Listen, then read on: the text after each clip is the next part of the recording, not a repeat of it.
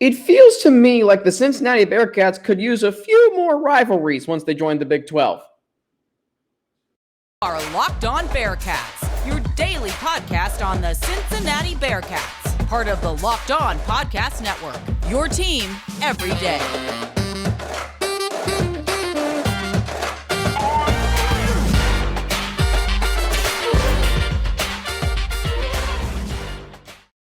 And we thank you very much for making Locked On Bearcats your first listen every day, free and available everywhere you get your podcasts and on YouTube, where we are now up to a whopping 281 subscribers and counting. So hit that subscribe button, follow us to get an alert every time we drop a new episode of Locked On Bearcats. So I've been thinking about this. I had on the host of Locked On Steelers, Chris Carter, which, that was a great interview, but I kind of got away from Bearcats content that day, and I kind of felt bad for all of you listening. That one didn't get a lot of views on YouTube, which was understandable, but he said something really interesting that has stuck with me, and that is that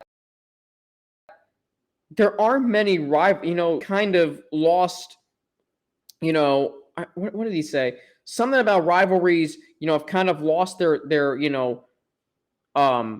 presence in college football. That college football needs more rivalries, and particularly Cincinnati needs some rivals. So I've been thinking, and I've thought about this. Cincinnati, when we think of rivals with Cincinnati, we think of Miami, Ohio, in football, and that's it.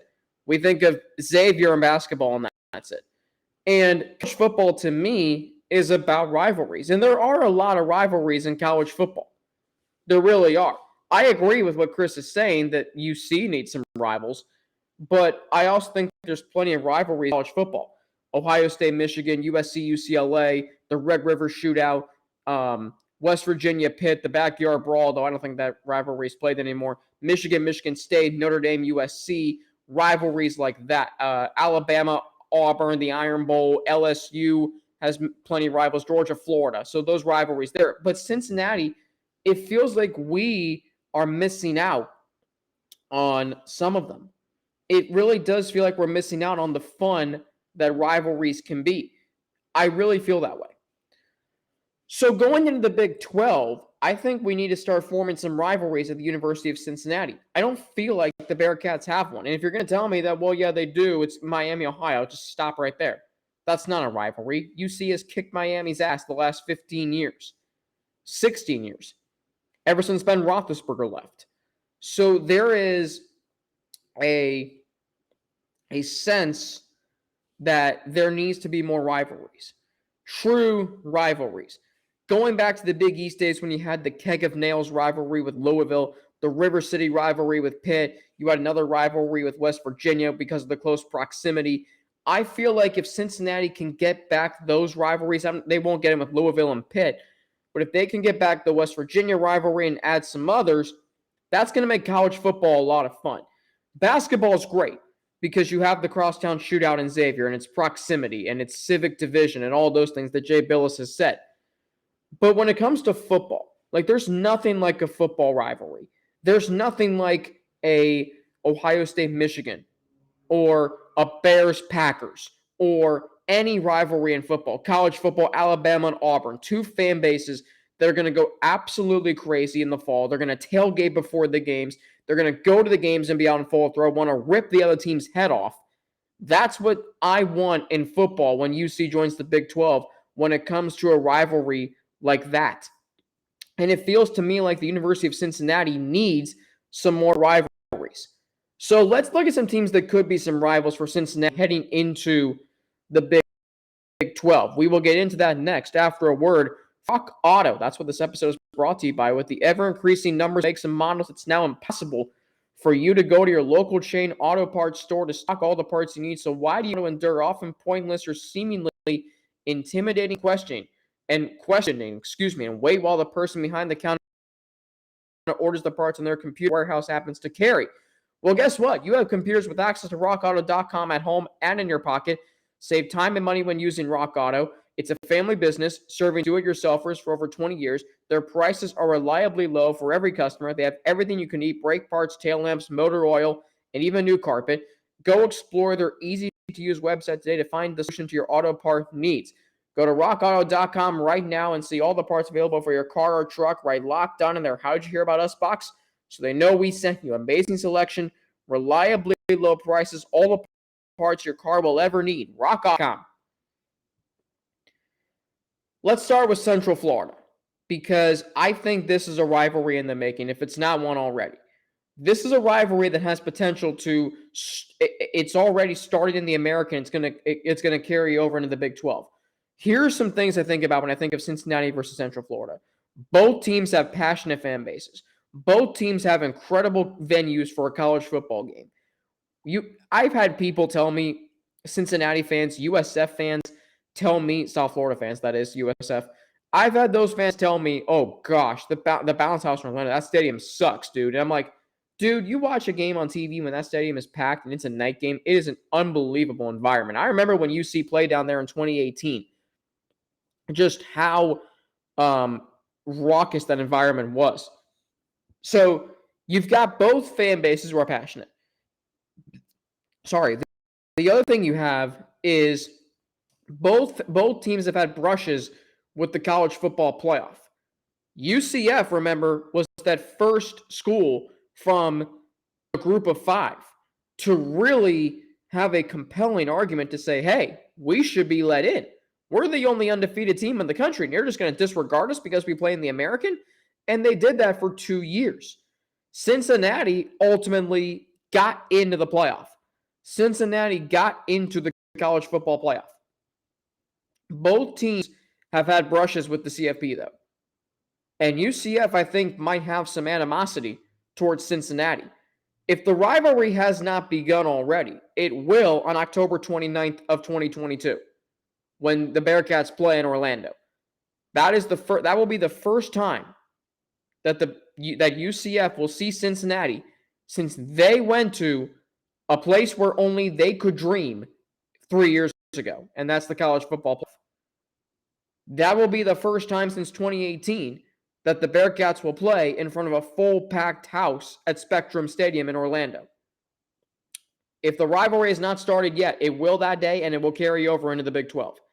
Plus, think about it. Cincinnati and Orlando, right? 2 mid-major markets, 2 schools who are in metropolitan areas, and it's the fact that, it's Orlando, right? It's Disney World, it's, Florida, it's sunny and 70 most of the year down there. In the summer, it's probably a little hotter, but it's still it's just, people in Cincinnati, they want to go to Disney World, and they're jealous that and they were jealous a while that the football team was in the spotlight, was the pole setter of the conference, was in the pole position of the American Athletic Conference. Cincinnati's kind of dethroned UCF.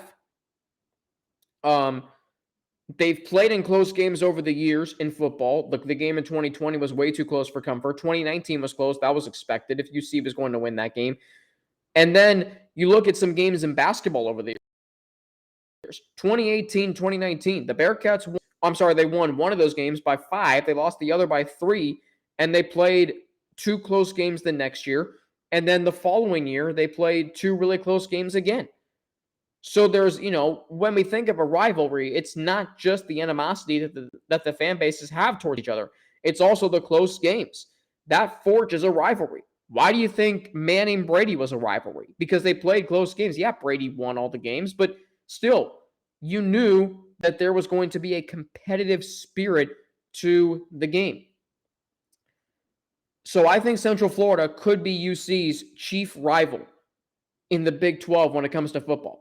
And by the way, if you want to say it's Miami, it's not. Okay? And I tried to, hype up the rivalry when I was in school. I tried to embrace it.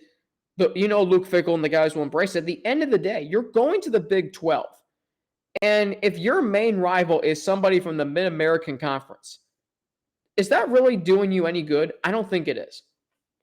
I don't think it's good to, as a Power 5 school, your main rival is a Group of 5 school, and arguably, as Russ Heltman has pointed out on this podcast before, the worst conference in college football. You can't have that. You need your rival to be somebody from somebody from the Big 12 or somebody from a Power 5 school. Xavier in basketball is fine because the Big East is still, in my opinion, a power conference. It is a very good basketball conference. But in football, you need to have some Power 5 rivalries, or at least rivalries with teams who are, legitimate, not Miami, Ohio. So that's why I think UCF could be the main rival for Cincinnati in football. Think about it. 4 of the last 5 conference championships have gone to these two teams. And UC has played in 3 of 3 championship games. UCF has played in 2. So it's a rivalry forged on success. It's a rivalry forged on passionate fan bases. It's a rivalry forged on who was going to get into the CFP, and ultimately Cincinnati did, and they can hold it over UCF's heads for the foreseeable future. And UCF fans, I guarantee you, do not like that because they had signs at College Game Day 4 years ago that said, "We want Bama." Well, guess who ultimately got Bama? Cincinnati. And that's something UC's fan base can hold over Orlando's heads for a long, long time. Another rivalry, West Virginia. By the way, same with another thing about UCF, school enrollment. Like, it's huge in both schools. I think UCF is the highest enrolled school in Florida every single year. And I'll tell you that's because the athletics are doing so well. West Virginia, the only rivalry that didn't have a name in the Big East Conference when Cincinnati was there. I think that rivalry could come back this year. You think about it. The proximity between the two teams is close. The fact that it's a metropolitan, city team in Cincinnati versus a more of a rural country school, country roads take me home in Morgantown, West Virginia.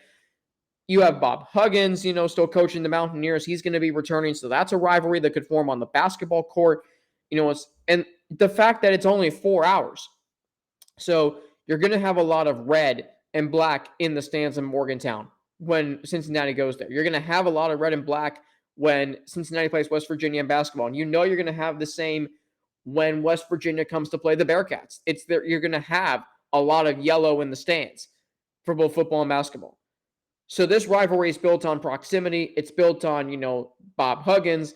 It's built on the stark contrast of the two campuses. One's urban, one's rural. So that's a huge development here. And that's why I think the rivalry will be reignited once UC joins the Big 12. I mean, these two teams, I think, are the closest in terms of proximity. The Big 12 is West Virginia and Cincinnati, and then it's Florida, and then all the way over in Texas, the Great Plains, and then out in Provo, Utah, and BYU. So that's why you got to have your closest proximity opponent. You got to have that in your main rival, and that is West Virginia. All right, so we've got UCF and West Virginia. There are some other schools, including a blue blood, that I think could be a rival for Cincinnati. We'll touch on that next after a word from our friends at Built Bar. From the people who have invented healthy and tasty, what a good combo that is, comes the latest gift to your taste buds. You've probably tried the amazing coconut brownie chunk Built Bar. But guess what? Your friends have given it the Puffs treatment. That's right, coconut brownie chunk Built Bar flavor you love in a deliciously chewy marshmallow covered in 100% real chocolate. It's like a fluffy cloud of coconut brownie goodness. But stop drooling and listen. They're good for you. Why? Low calorie, high protein, and all delicious coconut brownie chunk puffs are only here for a limited time. Go to Built.com now to make sure you don't miss out. They are going fast because they taste amazing. All Built Bars are made with collagen protein, which your body absorbs more efficiently and provides tons of health benefits. I don't have a doctorate, and I just told you that. Eat something that tastes good and is good for you. The best part about Built Puffs is, of course, they taste amazing, but you can enjoy them gluten-free or guilt-free. Maybe they do make them gluten-free, though, because they are actually good for you. They are the perfect treat, perfect when you've got a craving, you need to satisfy your sweet tooth, or if you need a quick, healthy snack, they are an excellent source of protein. Delicious coconut, rich, sweet, brownie, creamy marshmallow. Stop fantasizing. Get to Built.com to order your box of coconut brownie chunk Built Puffs right now. Go to Built.com. Use promo code LOCKED15 to get 15% off your order. Use promo code LOCKED15 for 15% off at Built.com.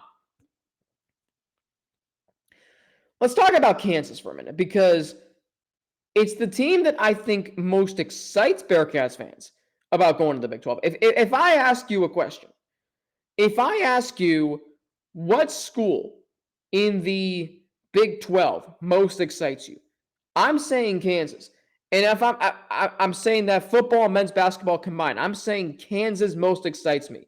The basketball matchups with Kansas are what intrigues me the most about UC joining the Big 12.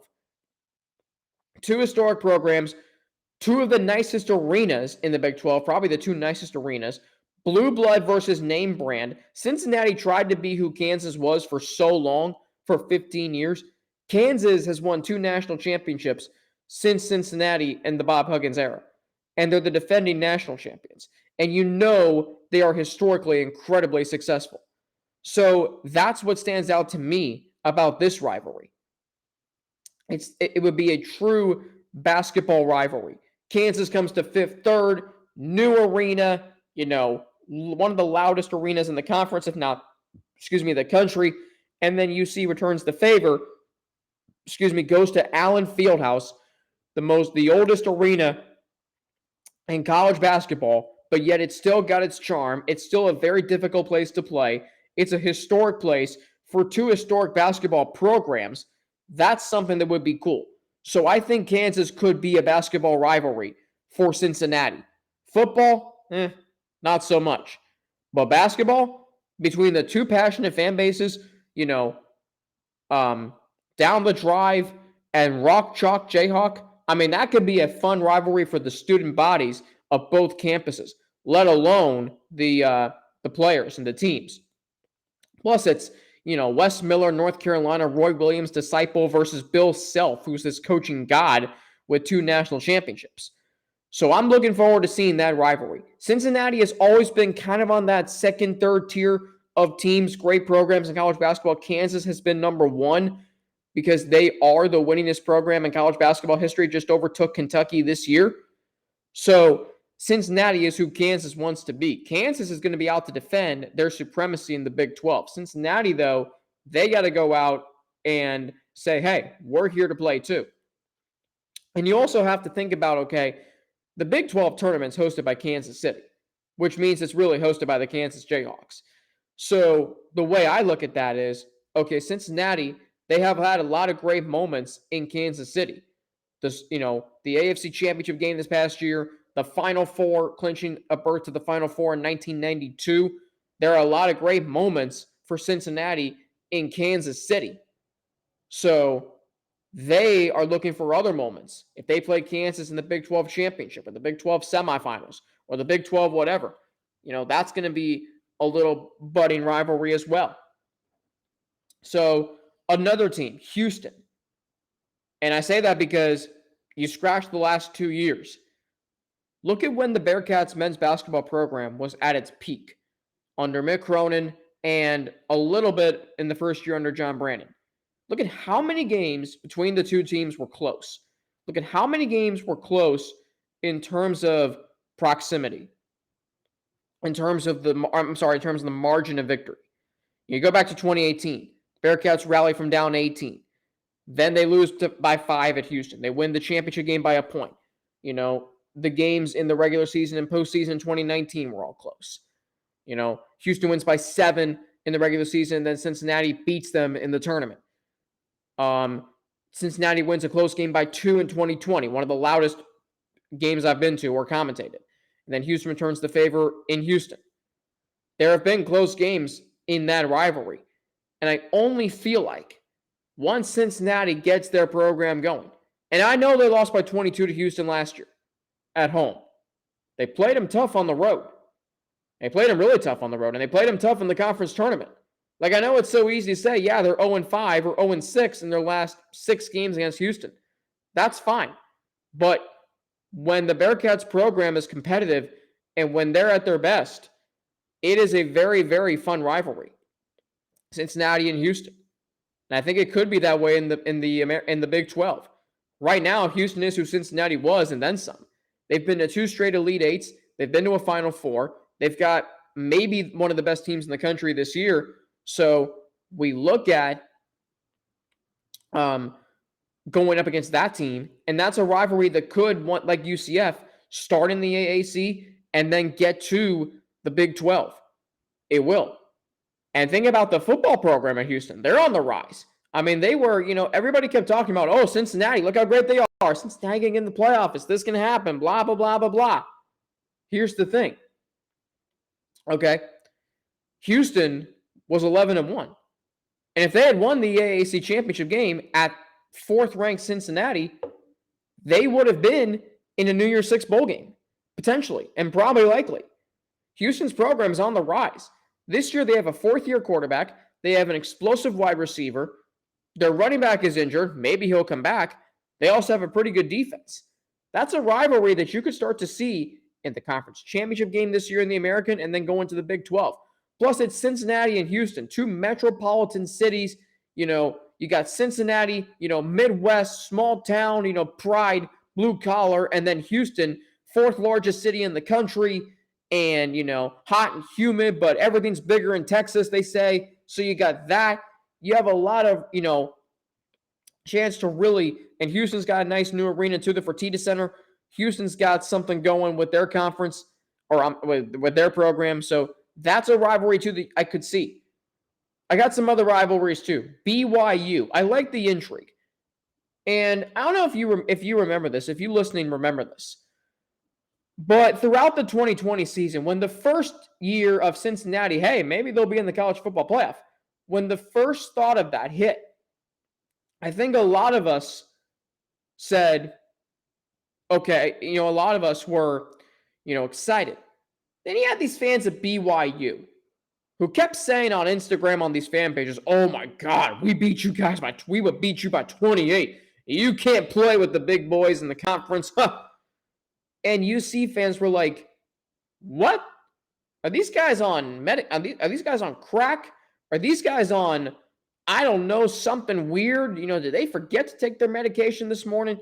It would have been really interesting to, see if UC would have played BYU. They said, oh, UC doesn't play anybody. Oh, BYU so much better. They beat you by 20, whatever. And we never believed that. But we never got to see a BYU-Cincinnati matchup. It would have been really interesting because remember that was in a COVID year. So matchups randomly were being scheduled left and right. What if BYU had come to play Cincinnati? Or what if Cincinnati had gone to Brigham Young? What if? We'll finally get to see that in the Big 12. We're all talking about these three teams from the American. But here's a program in BYU that has won a national championship in 1984. A true national championship. You talk about UC being able to hold over UCF's heads. Hey, we went to the college football playoff. Well, BYU fans can say, hey, we've won a national championship. We won an outright national championship when the BCS didn't even exist. When the final national champion was determined by a poll, an AP poll. Huh? You couldn't even imagine that in today's college football. But that's how it was back then. So BYU's got that. And it's also the holiness and the spirituality that you will feel when you go to a place like Provo, Utah. Salt Lake, near Salt Lake City, it's very religious out there. It's going to be very interesting because in Cincinnati, we think about the Catholic school system in Cincinnati. And I'm not trying to make this religious based, but it is interesting to think about that rivalry in that regard. And don't think Cincinnati fans have forgotten that BYU doesn't think that UC can play with them. Don't think any Bearcats fan has forgotten about that time. I sure as heck haven't. It's wrong that BYU could play with Cincinnati, and maybe it was wrong in 2020, or it's wrong that UC couldn't play with BYU. But now, we'll get to see that, and that could start a rivalry. Iowa State could be another rivalry, close proximity. They've played, the basketball program played a game at Iowa State years ago. I don't know if that's going to actually be a rivalry or not, Bearcats and Cyclones, but, it is proximity. You never know. Both programs are similar, basketball and football, so there is an intrigue there. Ohio State, we've tossed that around before on this show. I don't know if that's a rivalry or not. I'm not sure if Cincinnati is quite at the level of talent Ohio State has, but it is something to think about. I think UC fans create a rivalry with Ohio State, and that's fine. Ohio State shrugs it off like, dude, come on, you ain't us. But Cincinnati fans would say, hey, we went to the CFP this year. You guys didn't even win your conference championship, nor did you guys play for one. So there is something to that rivalry. I think there is. But mainly UCF, Kansas, Houston, West Virginia, BYU. I like all those rivalries. A lot better than Miami. Some football, some basketball, some both. You also have your crosstown shootout rivalry with Xavier. That's here to stay for the foreseeable future. Really is.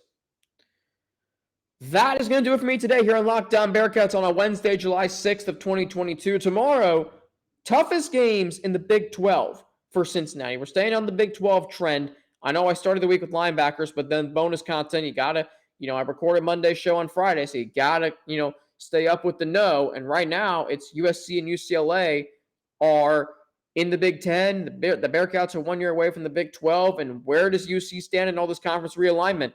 But we're going to talk about the toughest games UC will face once they join the Big 12. I'll have some for football, and again, some for men's basketball. Thank you again for making Locked On Bearcats your first listen every day. Now, make your second listen Locked On Big 12. Everyday host Josh Neighbors and the local experts of Locked On take you across the Big 12 in 30 minutes.